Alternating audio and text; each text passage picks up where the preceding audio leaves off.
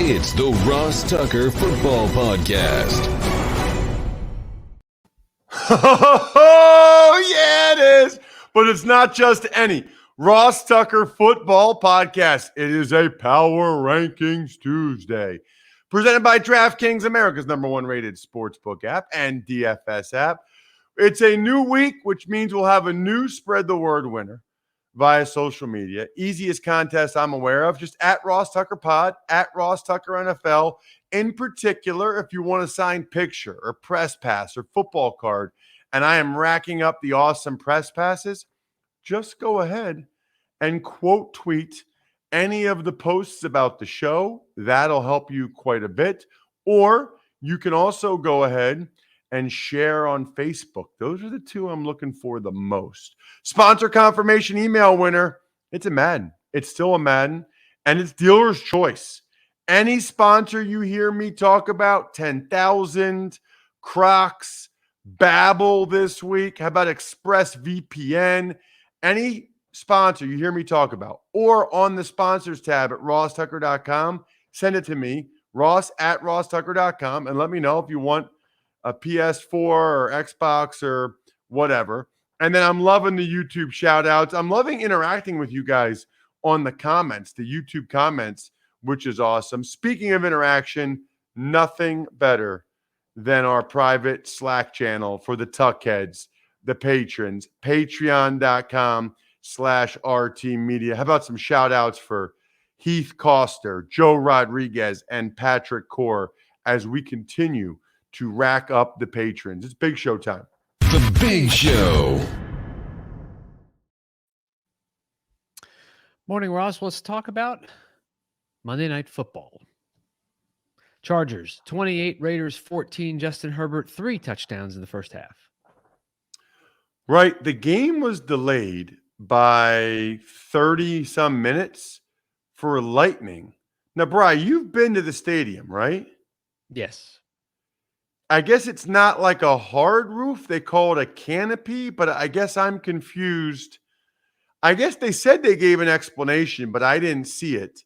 I'm a little confused as to how the broadcasters could be on the field, the fans could be in the stands. There's a roof, but the players weren't allowed to be playing. Well, any ideas? Everybody on the side. I don't know. I'm not even going to try and take a guess.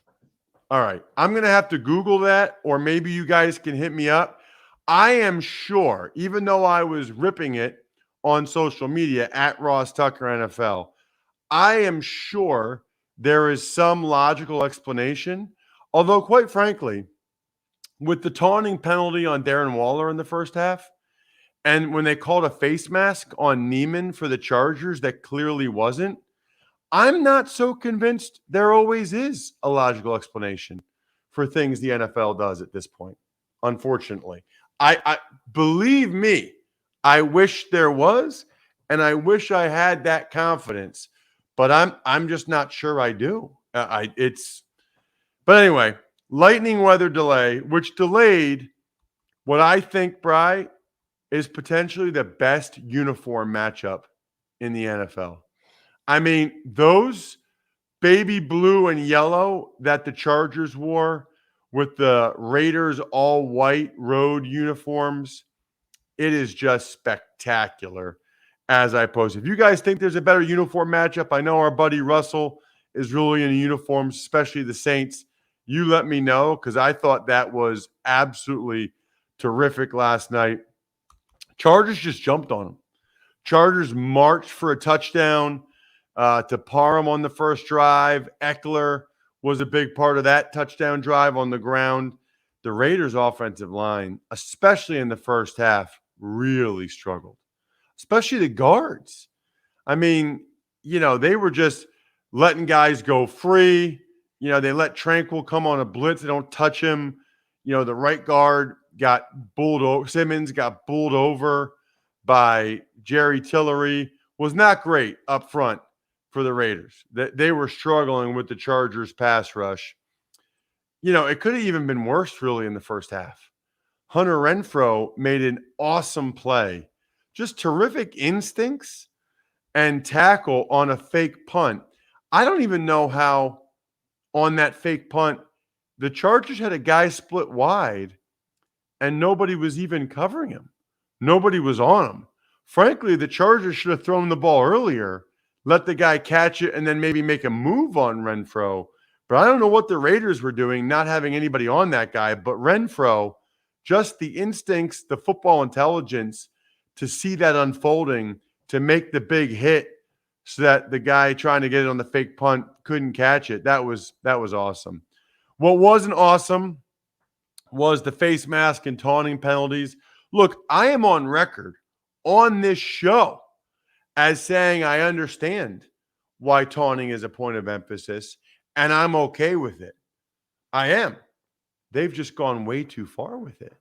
I mean, we all know what we're trying to dissuade, what we're trying to discourage. Why they're flagging this other stuff that isn't even close. I think you guys know this. I say this during my broadcasts. When you flag something that isn't targeting or isn't unnecessary roughness or isn't, in this case, taunting, you really muddy the waters and you make it so guys don't even know what they're supposed to do and not supposed to do. That's what frustrates me. Herbert was on fire. He's really a really good player. Man, that has got to be rough for Dolphins fans to watch Justin Herbert play football. I mean, that could be your quarterback. You guys could be like almost a Super Bowl contender. But you pick Tua, who, look, Tua might end up being fine. He's not going to be Herbert. I mean, what are the odds that Tua ends up being Herbert? Not real good. He had a touchdown pass to Cook, then late in the first half threw one to Eckler. 21-0 at halftime. The Raiders had more penalty yards than total yards in the first half. And you kind of realize this is going to be tough for the Raiders. But they're a second half team. They battle. They just started chucking it everywhere. They kind of abandoned trying to run the offense through Josh Jacobs. You know, Renfro had a touchdown, was making plays. Ruggs was making plays down the field. Waller got involved. It was just too little too late. They got it to 21-14, and they had the ball, but then they got stopped, and Eckler had another big drive for a Chargers touchdown, 28-14, the final score, as the Chargers, man, that's big back-to-back wins. That is big. At Kansas City, home against the Raiders, both in the AFC West. That's huge. You know what else is huge? Privacy, or as some people say, privacy. I don't know what people say privacy, but some people do. I say privacy. Did you know when you go online without a VPN, internet service providers can see every single website you visit? Then they sell that information without your consent, by the way, to ad companies and tech giants. Look, this will be my first flight in a while. I've got New Mexico State at Nevada on Saturday night on CBS Sports Network. So I'm going to be in plane. I'm going to be on planes. I'm going to be in airports. I am going to be using ExpressVPN because I want to browse more anonymously and I want to be safe and protected. Secure your online activity by visiting expressvpn.com/Tucker today. That's expressvpn.com/Tucker. And you can get an extra 3 months, free. expressvpn.com/Tucker. It's time for the all-important Power Rankings. The worst team in the history of the NFL is... Number 32 this week, the Houston Texans. They dropped quite a bit, but that's back-to-back bad losses. They had like negative yardage in the first half. They lost 40-0. I think right now with Davis Mills and that team where they're at, I think that in my backyard, they would lose a series to anybody right now. Sorry, Texans fans, but maybe you don't even care, but I've got you last in my power rankings. 31, the Jacksonville Jaguars. Jaguars are not – so I think the Texans might be a legitimately terrible team now. I don't think the Jaguars are a terrible team. the Jaguars have been competitive in a lot of these games, and I think they'll break through and ultimately win a couple. Their head coach, Urban Meyer, did issue an apology yesterday for a viral video that saw him. You got to just look at it. But he was evidently what I was surprised by about that, he evidently stayed in Cincinnati after the game last Thursday night. Man, I've never heard of that. Maybe it's happened on my teams, but stayed in the city. I guess they got the weekend off, and he's like, all right, I'm from the area. I'll just stay in Cincinnati and hang out. He went to an event and I think had a decent amount to drink. It looked like it was daddy soda time for Urban Meyer. And he was, I don't even know what you call it. I'm not even going there. I know we've got people that listen as a family and whatever. You guys could just Google it or check it out on social media. I'm sure you can find it. Number 30, the New York Jets. You know what? Man, I picked the wrong week. I thought this is how the Jets would be against the Broncos. They weren't. And then they came back against the Titans and put forth the performance I thought we'd see against the Broncos. Unfortunately, I bet the other way each time on the Even Money podcast, and it's not good. But Zach Wilson making some huge plays. That's what we're looking for from him. The Jets defense getting after it. That's what we're looking for from Robert Saleh and that side of the ball. Highly encouraging performance by the Jets. 29, the Lions. The Lions are in the Jaguars territory of, I know they haven't won a game yet, but I also know they're not a terrible team. They've been very competitive pretty much every time out. They were a disaster in goal-to-go situations against the Bears, which cost them and me dearly. But I still feel like I dropped them a couple spots because they still lost by 10 to Justin Fields because I thought that was a winnable game for the Lions. But I still think I just like the vibe I get from that team. Number 28, the New York Giants. Huge win for them. Huge win for Joe Judge. It feels like they're clicking a little bit more on offense now. Daniel Jones, O-line's been serviceable, getting the ball to Saquon in space. Feels like the Giants have a chance. This is a couple games in a row, really. They should have won. They did win this one. You wonder sometimes if a win like this is just a one-game aberration or if it kind of gets them over the hump and they start to play better moving forward. Number 27, the Colts. Colts got a win. They desperately needed it. Frankly, what I said about the Giants is what I think now about the Colts. Because I think both those teams are good enough to kind of be in the mix after a win like that. We'll see. We'll see if it was just a one-game thing or those wins can kind of propel the Colts and Giants to start playing better week in and week out. 26, the Steelers. Wow. Yeah, I don't know, Bri. I don't know since we've been doing this podcast if I've ever seen the Steelers this low. I know everybody's clamoring from the bench, Big Ben. I don't think that's the solution yet. I think you give them a couple more games, 2, 3, 4. They have a really tough schedule coming up, which doesn't help things. And, I don't think whoever you put in at quarterback is going to really solve anything. But it will be interesting to see because at some point, if it keeps going this way, they're going to want to see what they have in Rudolph and/or Haskins. My guess would be, that Roethlisberger would suffer a minor injury, which is what they would use for the logic for putting somebody else in there. Number 25, the Dolphins. I guess they said on Sunday, I can't remember what the date was, but they said when they expect Tua to be back, which is good because, this season's starting to slip away from the Dolphins pretty quickly. Oh, by the way, Miami Dolphins lost 3 in a row. 24, the Chicago Bears. It always feels like the Bears' record is better than what it feels like, if that makes sense. Like, the Bears are 2-2. There's a lot of teams that wish they were 2-2. There's teams that would die to be 2-2. Yet it still always seems like the Bears, you'd think they're 0-4. It's kind of weird. Number 23, the Atlanta Falcons. That was a tough loss.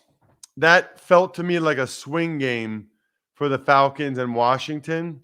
And that was one where I really thought, I mean, the Falcons had a couple double-digit leads. I really thought the Falcons would get that done. That was a tough, rough loss for the Falcons to lose that one at home to a Washington team that's not great right now.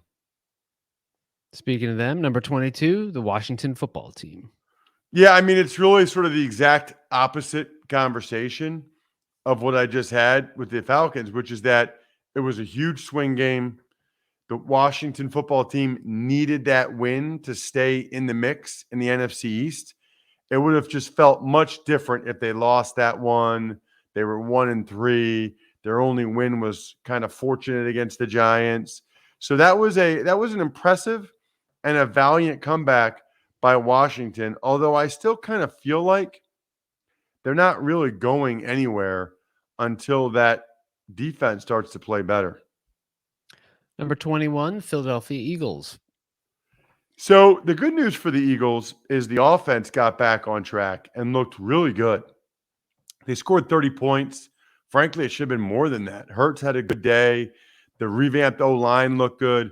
The bad news is the Eagles didn't really stop the Chiefs once. I mean, Eric Wilson got one interception, but that's about it. Other than that, the Chiefs scored touchdowns every time. I mean, you got to at least try to hold them to a field goal in those situations. They weren't able to do it. And so this is a huge game for them to try to stay in the mix against Carolina on Sunday. What's been huge for me is these shorts from 10,000. I like their versatile shirt too, but their shorts are so stretchy, so comfortable. I mean, they literally, for those of you that are really into working out, and I know it's a lot of you, they have an interval short, which is versatile and great for hit, spinning, short runs. Then they've got the foundation short, which is more like durability for tough gym days, outdoor adventures. Then the session short, which is super lightweight for like running, yoga, mobility. I love anybody that works out a lot knows it's just nice to have shorts that feel like you're not wearing shorts, if that makes sense. Well, 10,000 is offering you guys 15% off your purchase. Go to 10,000.cc and enter code Ross Tucker to receive 15% off your purchase. That is 10,000.cc and enter code Ross Tucker. Number 20, the Tennessee Titans. Really disappointing, bad loss. I know they were without a couple of wide receivers, which hurt them, but that's still a game you need to win. You know, they're lucky there in the AFC South, which is not very good, but that game could have afforded them some space in their division, some breathing room, because they would have been 3-1. You know, the Colts 2 games behind them, the Texans 2 games behind them, the Jags 3 games behind them, but they did not afford themselves that breathing room. Number 19, the Vikings. The Minnesota Vikings. Yeah, man. I mean, they feel like the best 1-3 team. I'm trying to think who else is 1-3, but off the top of my head, well, I guess the Patriots are 1-3 too. So Vikings and Patriots feel to me like the best 1-3 teams. Number 18, the Patriots. Really impressive performance, I thought, defensively against a loaded Bucs team and Brady. I thought they held them in check for the most part. And then obviously Mac Jones was terrific, which is a great sign for him and them moving forward. I really do think brighter days, better days are ahead for New England. Number 17, the New Orleans Saints. Yeah, they're kind of textbook Jameis Winston team. Like when Jameis Winston is your starter, this seems to be what happens. You look good and win, look bad and lose. Look good and win, look bad and lose. I mean, this has been the MO for every team I feel like Jameis has ever been on. Fair or unfair, that's just what it feels like. Number 16, the Cincinnati Bengals. The Bengals are 3-1, man. Now, I haven't been overly impressed with any of their wins. I guess in Pittsburgh was probably the best one. Jacksonville, they're fortunate. Vikings, they're fortunate. They lose to a Bears team that I have ranked 24th in the power rankings. So the Bengals have benefited from a favorable schedule. We'll see how they do against the Ravens and the Browns of the world. Number 15, the San Francisco 49ers. Yeah, what's interesting there, Bri, is now they're acting like Jimmy Garoppolo might be able to end up playing this week. Let me just tell you, highly, highly doubt it. Okay? That's how this thing goes. I think they want to make whoever they're playing this week prepare for both quarterbacks. I'm not really buying it. As I tweeted last night at Ross Tucker NFL, I can't remember the last time a guy said publicly he's out for a couple weeks and then played in that next game. That never happened. So maybe it's the case, Bri. I don't know. We'll obviously find out, but I'm not buying that Jimmy G plays this week. I think it's Trey Lance time. Number 14, the Seahawks. You know, it's funny because I put them in that same category of just a huge win for them. Huge win against San Francisco because, they could not have afforded to be 2 games behind both the Niners and the Rams and 3 games behind the Cardinals already. Couldn't do it. Found a way to win. Now they got an even bigger one Thursday night against the Rams, which is a great Thursday night game. Number 13, Carolina Panthers. So I don't know what to think of them. It was obviously their first loss. Also their first full game without McCaffrey.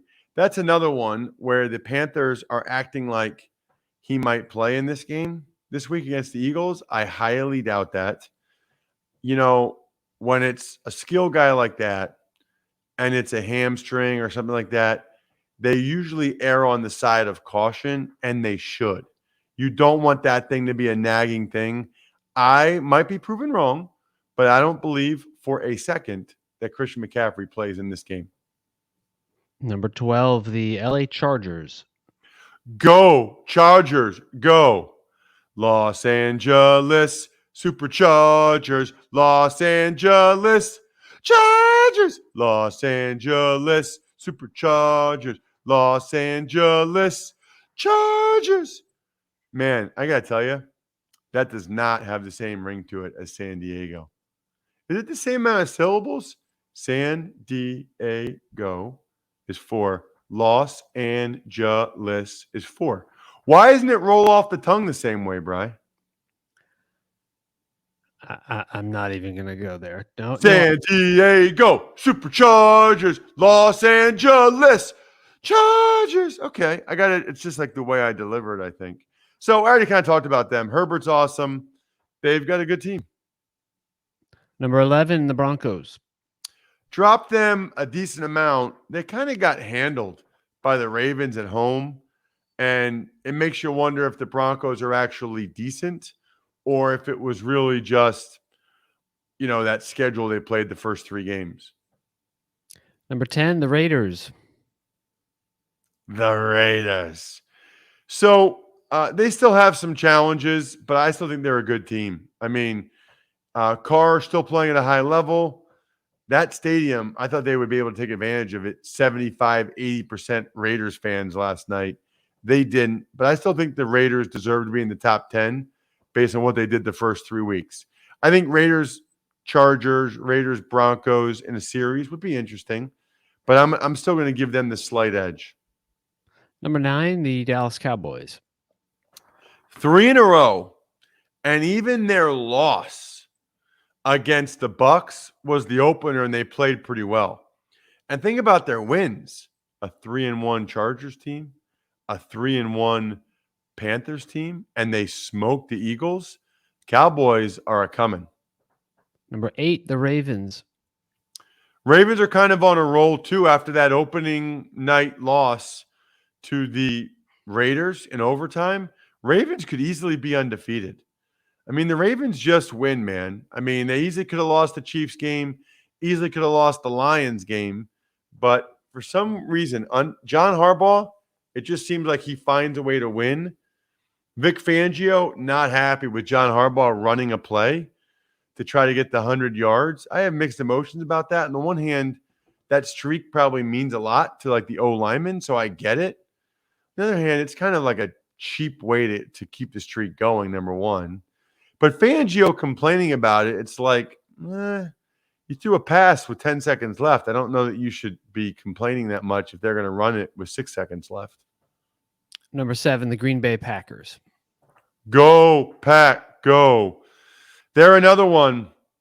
Dropped that week 1 game. Ever since, they've been very good, very much in control. And I think maybe the best thing for the Packers is it feels like their defense is playing better. And that was a big critique I had of them. But that unit's playing better. Give Joe Barry, their new DC, some credit. Number 6, Kansas City Chiefs.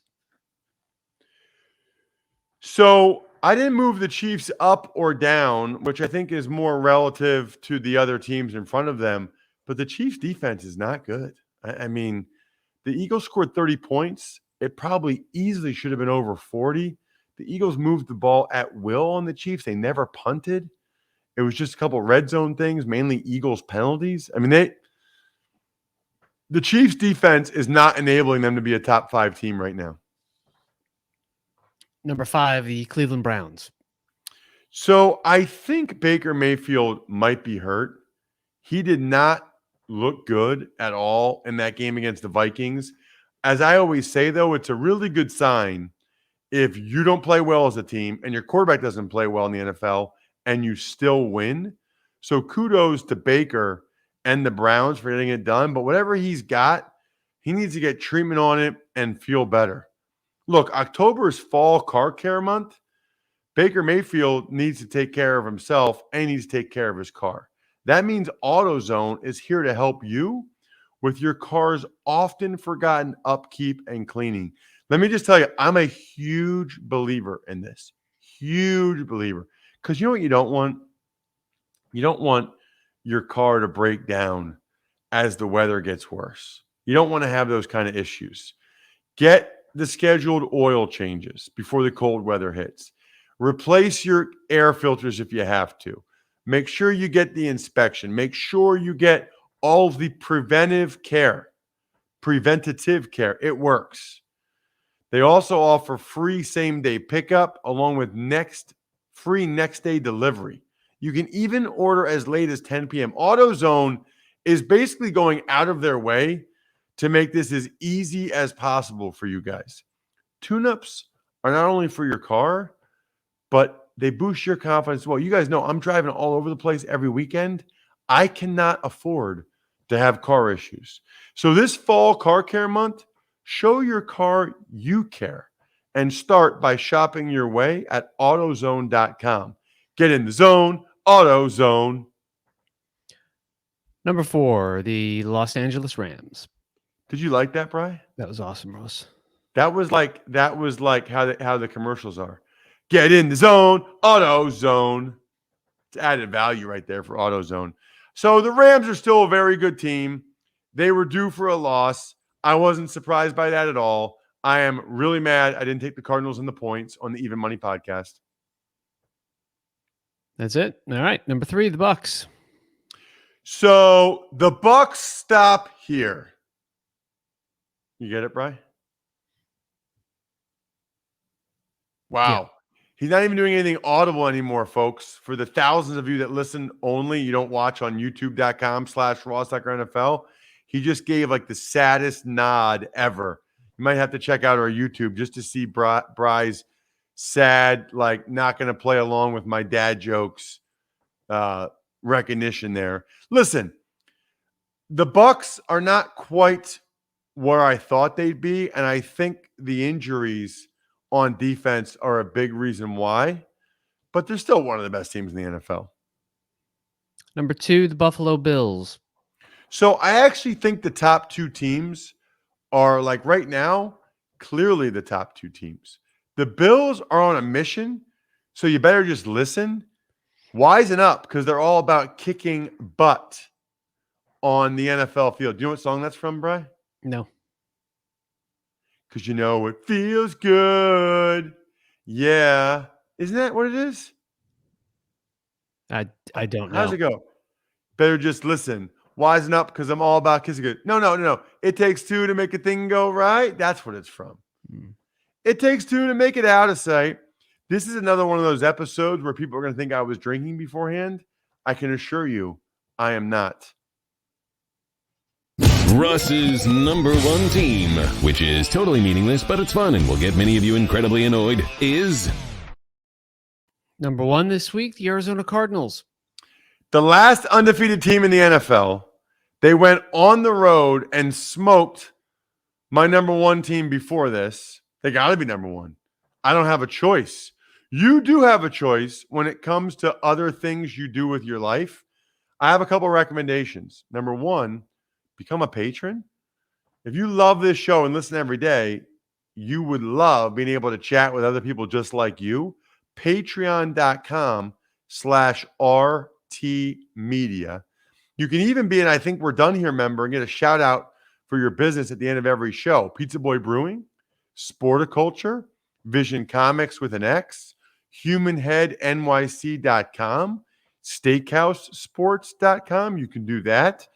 Or you can also listen to later today or later on this week to the Even Money podcast and the College Draft podcast, both of which are outstanding. I think we're done here.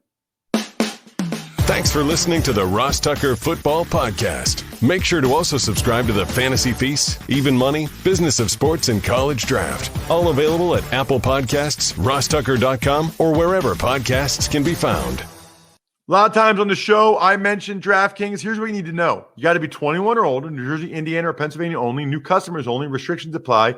See DraftKings.com/sportsbook for details. Gambling problem, call 1-800-GAMBLER, or in Indiana, 1-800-9-WITH-IT. By the way, if what I was talking about included a deposit bonus, doesn't always, sometimes it does. Deposit bonus requires 25 times playthrough, and deposit bonuses are paid out in site credit.